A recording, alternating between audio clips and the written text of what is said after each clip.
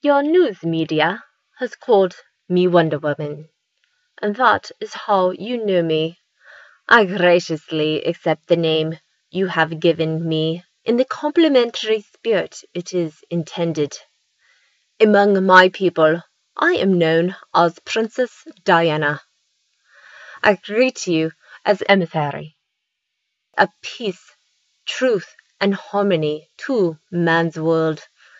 That is what my people call civilization beyond our home, man's world, because it is dominated by men and organized in a masculine perspective. Where I am from, the island of Femzigara, there are only women, whom we call Amazons. Our paradise island is blessed with a magic that grants us special enhancements, which is the source of my power. These ideas may seem odd or frightening to you, but I assure you that we of Femzigara mean you no harm, and you have nothing to fear from me, unless you are committing injustice.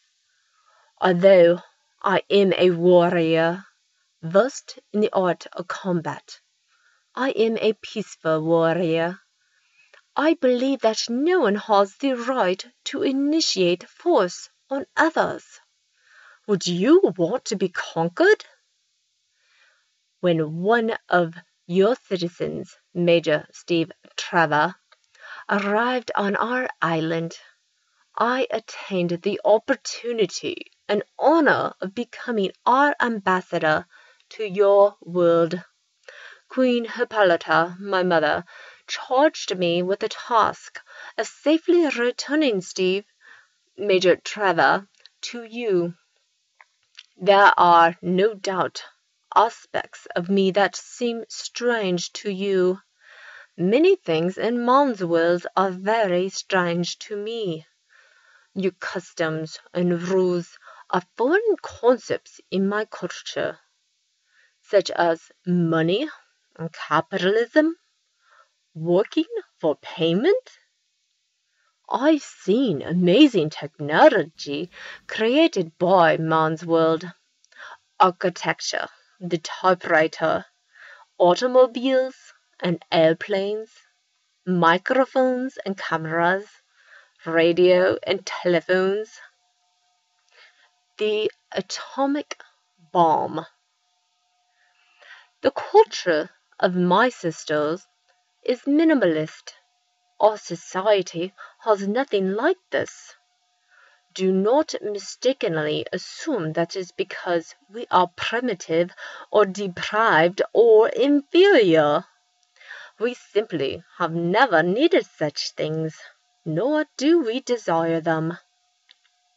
Please be respectful and hold questions or comments until I have concluded. Then I will gladly respond to your concerns as honestly as I can.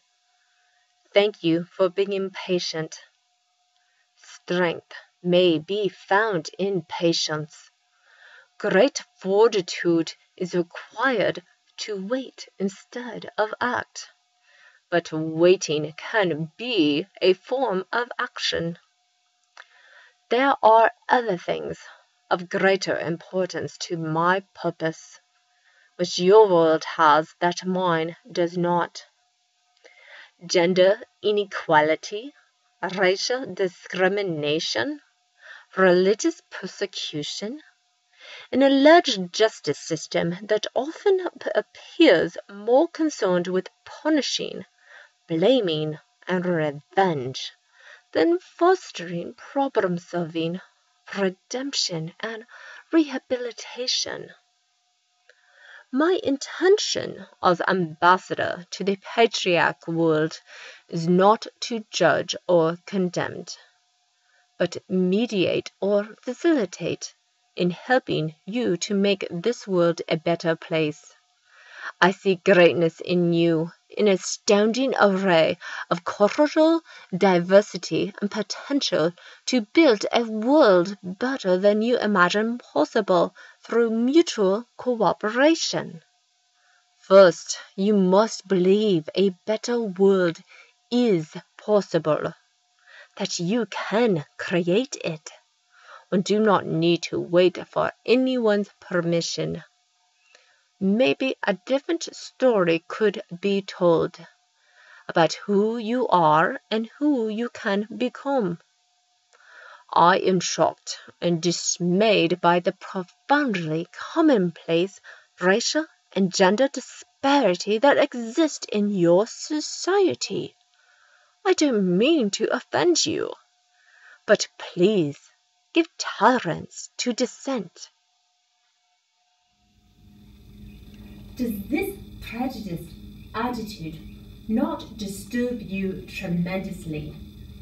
Do you, sir? I would appreciate you not using profanity. Be civil. Children are present, and you are disrupting the public and disturbing this peaceful assembly.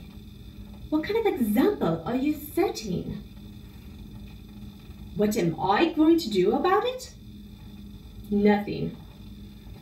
No, sir, you do not want me to come down there and make you. Profanity is something else we do not have back home. Well, not as you know it. As I was saying before the rude interruption, do you want to live in a world of inequality and superficial discrimination? Is this the best that you can be? Are you what you want to be? I ask you to seriously consider these questions. Then consider the implications of your answers. I hope the answer that you find is one that you can enable all of you to live with peacefully. Before you can make peace with others, you must be at peace within yourselves. Aim to master yourself and not others. If there's going to be a future worth living, we must always think the long view, not settling for only short-term benefits. On Athens Zikara, living in a society of women, we often view matters in a feminine view, but not denying our masculine aspects, nor the potential benefits a masculine approach could provide.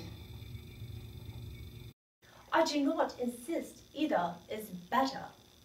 A sword and shield both have their virtues when properly used at the proper time. A bow and arrow work best in tandem.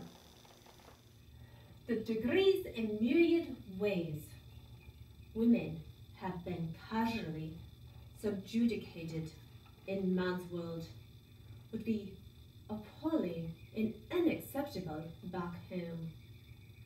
Even more distressing is the degree where women have been complicit in their own social oppression. That seems to me not unlike the Nazis, who your country now wages global war against, and rightfully so, a noble cause that I commend and support you. Will you not see this misogyny in apparent contradiction to the liberty and justice I am told America represents?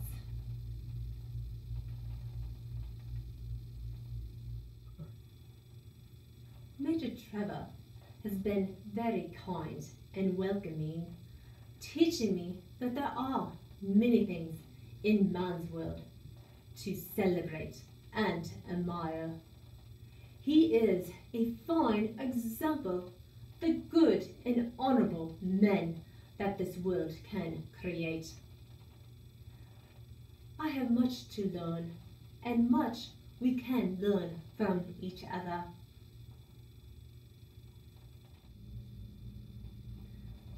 Some of you may dismiss me, and for what I say, due to my being a woman. But I still speak truth. And what have women become through a history of male privilege discounting them? What have men become? I hope you will all please understand that diminishing the feminine to elevate the masculine diminishes both, because both are a part of every individual. Dare to imagine what men and women could accomplish unified by equality.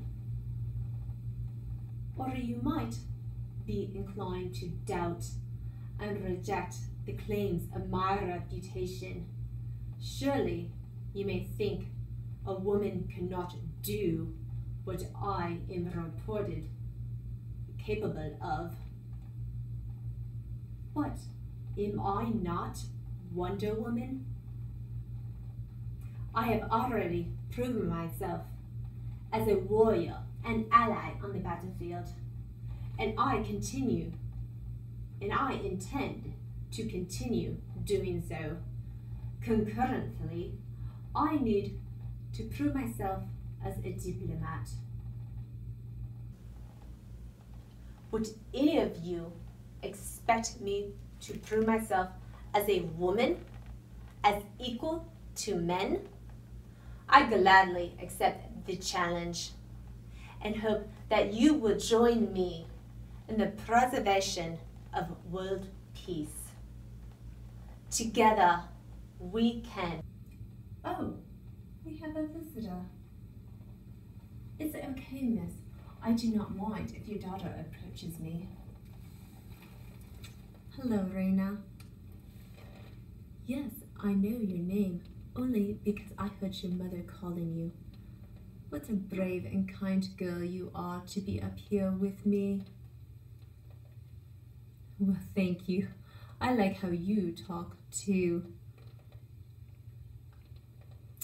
Well, it was very nice to meet you, Reina, but I think your mother would like you to join her, so you can hear me talk some more, okay? See, no harm done. I'm so glad you could be here. I look out onto this gathered crowd, and I realize that many of you probably do not trust me. You do not know if I can be trusted. That is fair. I understand and sympathize. Trust should be earned or learned. No, wait a minute. Trust may be best given freely with the innocence of a child. Once received, our trust should be nurtured, maintained, shown to be deserved. I promise I will aspire to earn your trust, for us to build a mutual respect and trust each other. Working together, you and I, men and women, we could all stop the despicable and hateful tyranny of Nazi Germany. We could all be ambassadors of peace in the service of liberty, thus demonstrating the great power and glory of the principles America was founded on. I do not seek battle, but I am willing and prepared to fight if necessary. However, words can be effective weapons. In the defense of social equality for everyone, regardless of skin color, culture, or gender orientation, without which there can be no peace, no justice. Thank you all for your attention. Go in peace.